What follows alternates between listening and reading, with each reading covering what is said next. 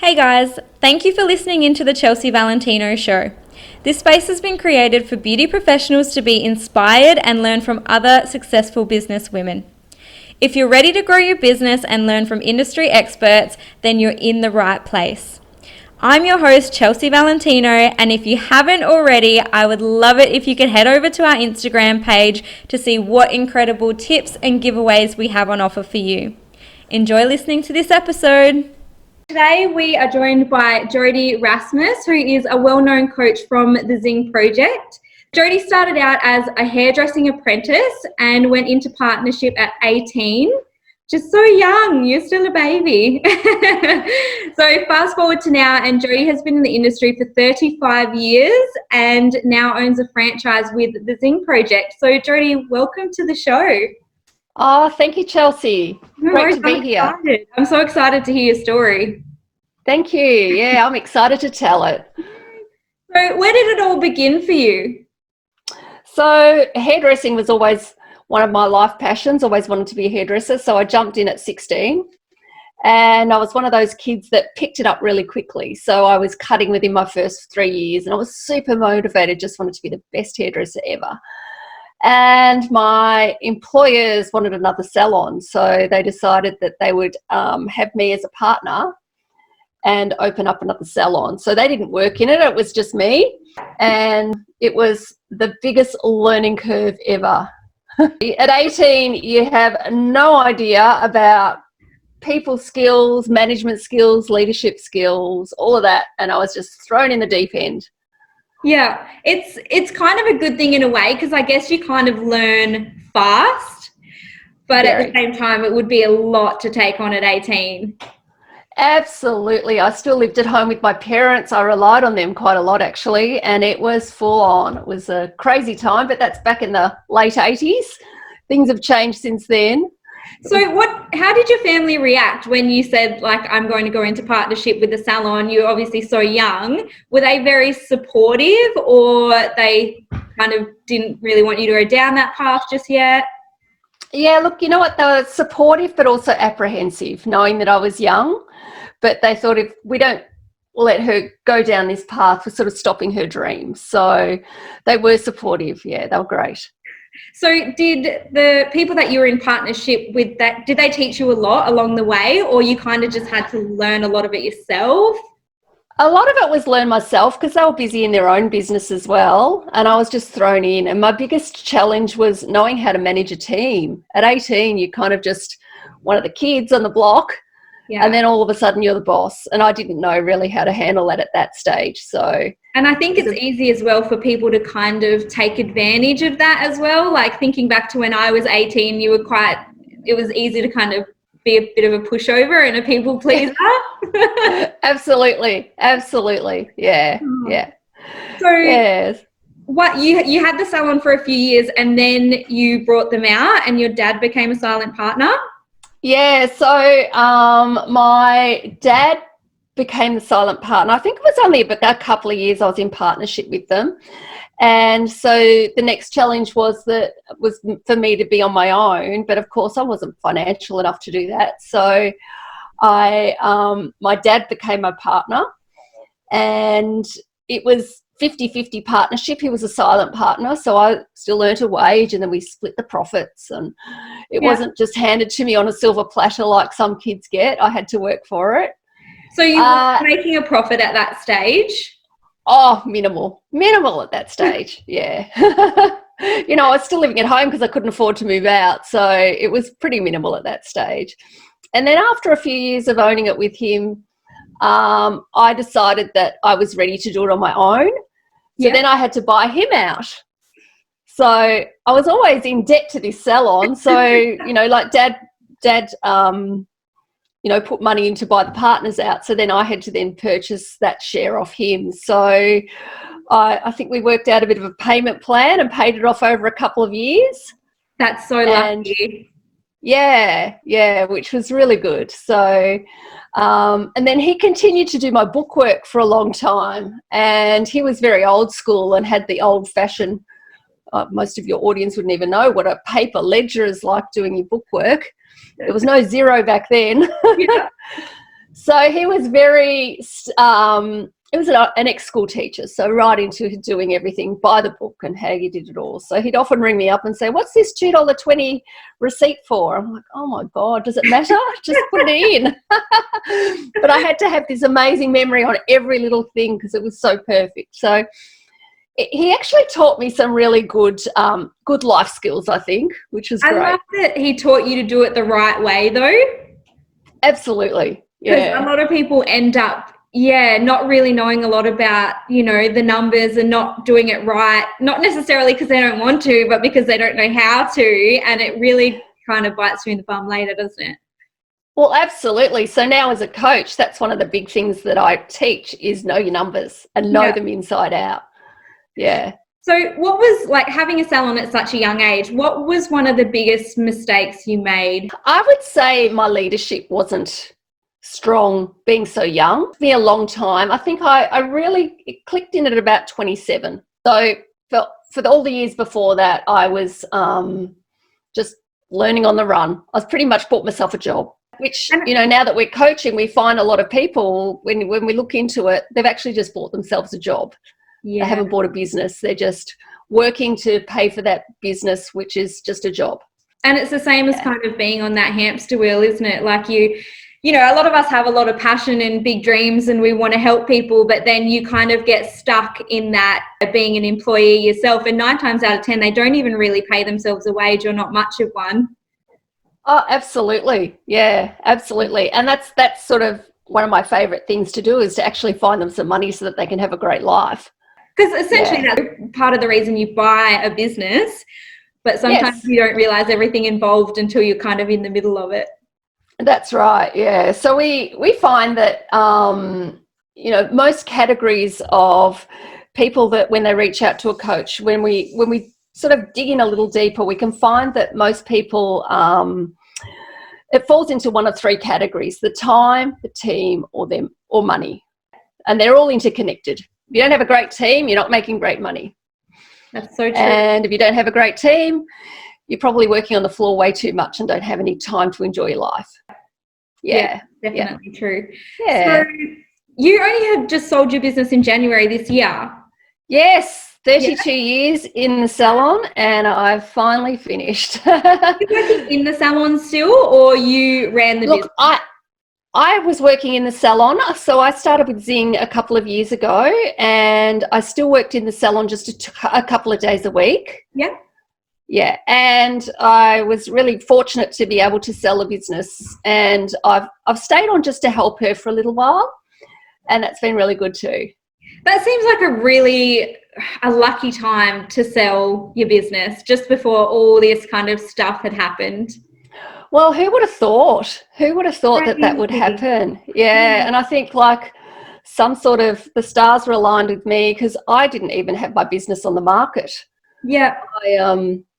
I was talking to a friend and she said to me, are you over it? Are you ready? And I went, yep, I am. I'm really enjoying the coaching. I'm loving what I'm doing. I'm ready. I know that's my next focus. I want to really focus on. So I just know of someone who might be interested in buying a business. And so it started out with that. I said, okay, let's connect. So I met this lady and her daughter, gorgeous people, at a wine bar, had a wine with them. Yeah. Open conversation. All good conversations start. All good conversations. And I said, I don't even know how to sell my business. I haven't even done last year's tax return. I had no idea. I said, I don't know what it's worth. I don't know what to do. But if you're interested, I'll work it out. So I think that was August last year we first connected. And it was a long process. We negotiated everything ourselves. We got lawyers involved, of course, because that's the right way to do it. And the funny part about that was that we both went to the same lawyer company. Sounds like everything just really lined up and was like, it was weird. To happen. I love it. Yeah, it was. Yeah, really strange. My lawyer said, I need to know your lawyers, the prospective buyer's lawyer's name. And she gave me the name and I said, oh, that's familiar. I know that name. So I Googled it and went, oh my God, they both work for the same place. So I got thinking like, if you're divorcing or whatever, you can't, it's a conflict of interest to have the same company represent you. But apparently with a business, it was fine to do it, that they both represented us individually. Yeah. And which was really good. But if there was a conflict within any of it, both of us had to go elsewhere. Okay. Yeah, so it was actually really smooth. That's an interesting lesson. Yeah, really, really smooth. It was great. So you guys have a saying as well at the Zing project, I am the problem, I am the solution. Yes. So tell us a bit more about that. It's with anything, and it's one of my favourite problems. There's a couple that I really like, and that's a really good one to that I live by. And a lot of people, when I'm coaching them, and they're saying, you know, my team's not doing this, and you know, really putting hard work on their team and having that conflict with their team, you kind of got to own it. And that's where I learnt that lesson at 27 when I finally got how to manage a team was I am the problem and I am the solution. I've never heard that before until obviously I met you. And when I read it, I was like, oh my God, that resonates so much, because I feel like a lot of the times we can kind of blame other people for things and put a lot of it on other people, when this kind of is like, no, you need to take responsibility for what's happening. You're the business owner, and you know, you need to work it out. Absolutely. And there's another one that when you said that you're blaming other people, and one that I use quite regularly is if you're pointing one finger at somebody else and putting all the blame on them, 3 fingers are pointing back to you. Yeah. So what are you actually doing in your life that's, you know, to contribute to the problem? Yeah. And I think, you know, sometimes when you're the business owner, you take yourself out of being part of the team almost, and you've got to remember that you're all a team. Absolutely. Yeah. And that's one of the really strong points that we teach at Zing, is that to be a great leader of your team. So one of the biggest conflicts at work is between like boss and employee. Do you find that, or do you find that a lot of people struggle more with team members arguing with team members? I really don't think there's either way. I just think that as a leader, you've got to have really good communication skills. Yeah. So it's all down to communication. Like, I think that conflict is good. It's healthy. We all do it. We all have conflict somewhere in our lives, but it's how you actually get through that conflict and how you communicate through it. How would you recommend for people having conflicts with their team? What would be your best advice? Well, it's a non-negotiable for me, for team members not getting along. I don't think that I would ever have that atmosphere to work with. It's very toxic and very unhealthy. But I think, it comes down to that leadership, and it's not acceptable. Yeah. It's just, you know, it's like you leave your, usually that conflict is stuff that's going on outside or whatever, and you leave your Debbie Downer attitude at the door and come on in ready for work. Because it definitely affects everybody else. Absolutely. Yeah. So earlier as well, you said that owners need to learn how to run a business. And I love that, because I find that when people are messaging me a lot, I'm kind of saying the same thing. Like, you don't need to do another brow course or another skincare course. You need to stop thinking like an employee and start thinking like a business owner and learning how to run a business. So do you find that as well, that a lot of the clients you get, you're transitioning them from thinking like employees to being a business owner? Absolutely. And you can do that many courses on hair ups, beauty, all sorts of courses. There's endless amounts, but then the core is you really need to know your business. It's not going to make you any extra money.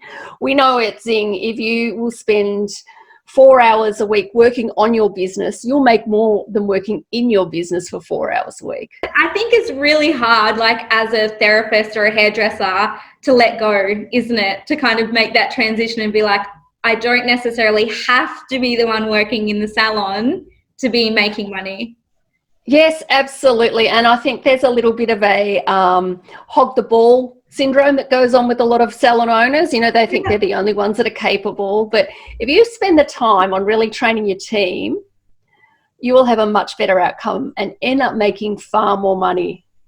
And stop that stress of having to feel like you're the only one that can do it, or you're the one that has to do everything. Absolutely. Yes, absolutely. So when do you find a lot of people come to you? Like, are they at the very start of their business? Are they 12 months in? Are they just, it's all over the place? It's a little bit all over the place. So we find most people come in at about the 3 or 4 year mark, and that's good. If they come in at the very start, the lessons that they learn are smaller jumps. So the longer you leave it, the harder it is to make those lessons. And we do it's like a light bulb moment for a lot of clients. We call it the 5 futures. Okay. And if you come in, say, here, and then in 5 years' time, you're the same, nothing much changes. And if you come in and we can get you to good, that's okay. That's good, you know, good's good. But what happens if Jodie breaks her leg, or Mary's pregnant, or whatever? Then you drop down to the same. Yeah. So we really believe that you can get up to the next level, which is great. Yeah. And there's a couple of other levels as well, which is great, so that, you know, you're making money, you're not working in the business as much, the business isn't relying on you to hog the ball, and that's fantastic. Now, there's one right down the bottom, and we call that Shitsville. Okay.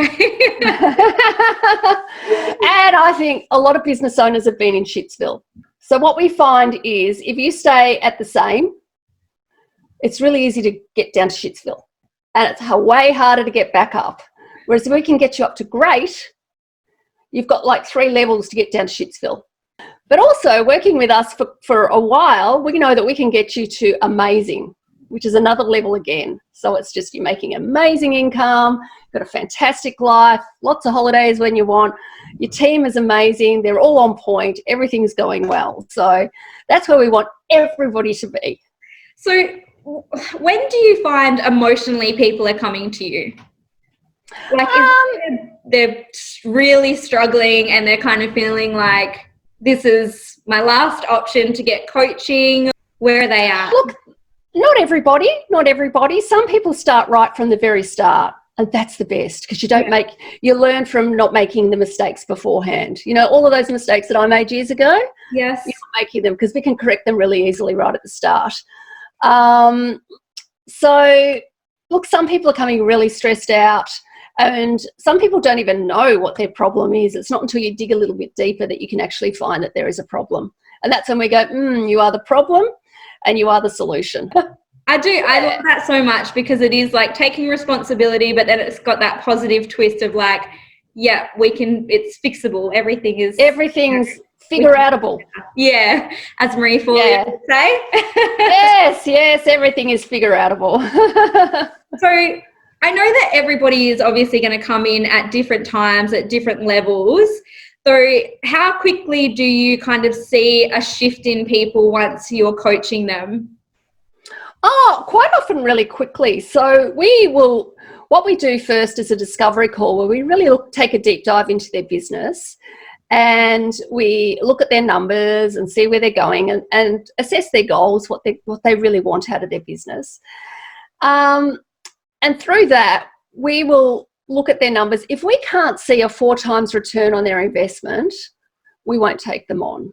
Yeah. But they've got to be serious about wanting to make that 4 times return on their investment. So if their coaching is so much per week, we want to see that their growth is 4 times that amount. Yeah. And it depends what sort of coaching that they take on, whether it's a group coach or a one-on-one. Depending on that, there's different options that we do offer. So do you find a lot of your clients go from group coaching to one-on-one, or it doesn't make a huge difference?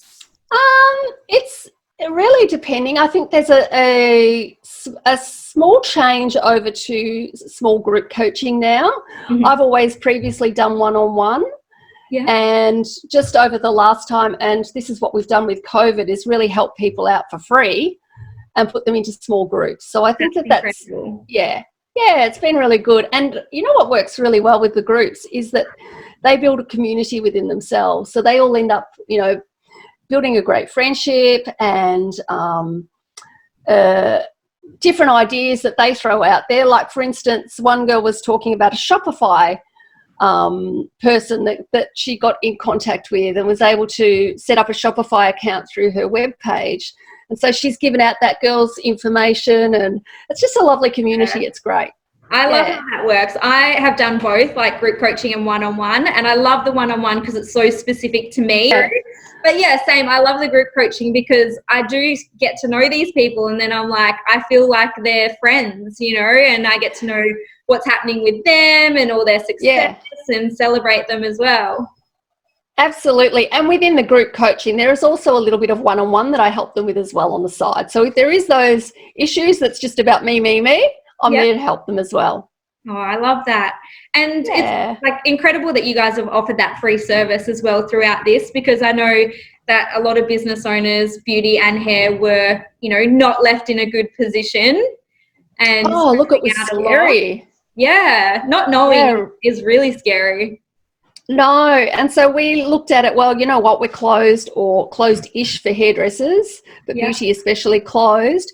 Let's take this time to really work on your business so you've got a good solid foundation for when you open up. Yeah. And so how have you found like people shifting from, you know, accepting what has happened and now soon we're going to be reopening? Like what's something you've noticed being able to coach these people through this time? I have noticed the shift in their mental state. Like some weeks have been extremely stressful, like the week that everybody applied for JobKeeper. That was just a week that it was, whoa, so stressful. And then other weeks, you know, super exciting. And now we can see hairdressing salons for the last few weeks are all starting to slowly open up, getting their team back on. The people are out there. People are feeling a bit more confident to be out. That's been great. And then, oh my goodness, yesterday when I saw the announcement that beauty can open up, I went, wow, this is great. So everyone's super excited. Everyone's so excited. It's nice to feel that shift and seeing everybody's like Instagram and Facebook, and they're just so pumped to get back into the salons. Absolutely. Absolutely. Yeah. I think that it's been a very stressful time for beauty because they were forced close. And, you know, it's like, well, what damage is this doing to our brand? But I actually believe that there will be a bigger uptake of beauty as well, because people are really, really hanging out for their beauty fix. I agree. And hairy bits. Yeah. It's true. I'm so desperate over here. But yeah, I agree. I think that these guys are just going to be run off their feet when they're back open. Absolutely. Yeah. Yeah. It's going to be, it'll be like Christmas in June. Yeah. Yeah. And they deserve it. Oh, yeah, definitely. Yeah. And the lining is that I think this time has given people that really do care about their brand and their business. They've really concentrated on what they can do online and how they can upskill their business growth and learning in that. Yes. Why they've had the time. And that's been a really interesting thing because we've all had to learn on the fly, but a lot of beauty salons have been so successful with selling their products online. And I love that. It's a whole new thing. Absolutely. It's been really good. Lovely to watch. It's been great. And that may be a bit more of the future as well. I think so. I think definitely. And it shows that we don't need to be constantly in the salon doing services to make money.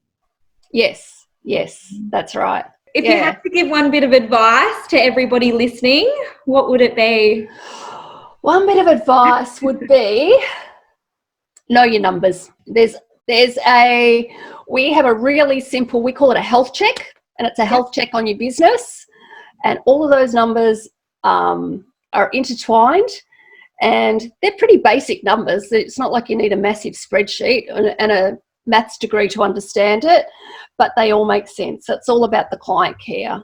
Yeah. So do you think that's one of the biggest downfalls for the salons is that they don't focus on their numbers at all? Yes. Yeah. But look, when we have them be coached by us, once we teach them that and they can see where the growth is within those numbers, it makes perfect sense. And you get a little bit more excited. I think it's just a lack of understanding. And once you understand it and you get to see your profit, it gets you more excited to do your numbers and to learn how to sell more and all that kind of stuff as well. Yes, exactly. And what we find is that The first thing that we teach everybody is their break even, because so many people don't know how much it costs to open their doors each week. And that's one of the most important things. Definitely. Yeah. Yeah. Oh, and you have an incredible giveaway for us today as well. I do, yeah. So I'd like to offer a free discovery call for any of your clients. So the prerequisite is you must have a team. So we know that we can really work with a team and people that want to grow. They want to grow their business and they have a team. Perfect to work with. So normally we do a discovery call for $4.95, and with that we do a deep dive into their business. It's usually an hour-long meeting via Zoom, and we're doing that for free. So also, if you fit the required prerequisites of being coached, we're happy to throw in the first 3 weeks of coaching as well. So it's like a little window into what we do. So that is amazing. Yeah, you'll come out having to knowing your break even, knowing how to read your numbers, and knowing what the best thing is for your team. And that's doing the team meetings and the one-on-one meetings and really setting you up for success. And from there, when we continue on, we then go into doing a map to action and really working on your goals, because everybody's goals are personal. And it's so important. This will be such a good offer, and I know that someone who deserves it is going to win it. So I'm actually really jealous that I could never enter these things. Come along. I know, right? Yeah, absolutely. More than happy to help as many people as we can. So we just want to give back to the community. Like the hairdressing for me, because that's my background, but I do coach beauty as well. It's been a really good career for me. It's given me a great life, and I just want to give back now. I love that. And I think, obviously with all your experience and the knowledge that comes with that, and having a salon so young, you'll just be able to pass so much on. Yeah, and that's the thing. Like, I know we focused a little bit on my, what did I do wrong? But I also learnt what to do right as well along the way. So I was actually coached by Zing before I became a Zing coach too. So I was coached by one of the coaches for about 3 years. So I have seen it as a client, and now I'm a coach. So I've seen it from both sides, which I think is a massive advantage as well. I think so too, because then you get a really an understanding of what it's like to be a client, and then you really understand exactly what they need. Exactly. Yeah. Yeah. That's so exciting. That's good. Excellent. Thank you so much for joining me. You're welcome. I'll pop the giveaway. I keep a lookout for our giveaway. This is going to be terrific. Have a wonderful day. Thank you. You too. No worries, and I'm sure we'll chat soon. Okay.